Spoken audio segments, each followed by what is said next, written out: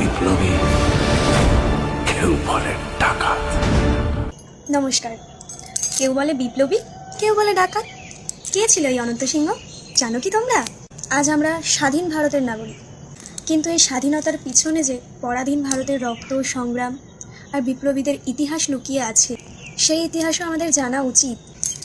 সেই ইতিহাসকে পর্দায় জীবন্ত করে তুলতে আসছে আমাদের সকলের প্রিয় বাংলার সিংহ জিৎ। 14ই আগস্ট তোমাদের নিকটস্থ সিনেমা হলে। পুরো পরিবারের সঙ্গে ইতিহাসকে অনুভব করার এই সুযোগটা কিন্তু মিস করলে চলবে না। তাই আমি তো আসছি, তোমরাও এসো, দেখা হবে তোমাদেরও সঙ্গে। সবাই দেখতে যেও কিন্তু। আর কেমন লাগলো সিনেমাটি অবশ্যই জানিও। চলো আজকের মতো টাটা। ভিডিওটা এখানে আমি শেষ করছি। তোমরা সকলে ভালো থেকো, সুস্থ থেকো এবং সাবধানে থেকো। Happy independence day. এই স্বাধীন ভারতে এটাই তো আমার নিয়তি।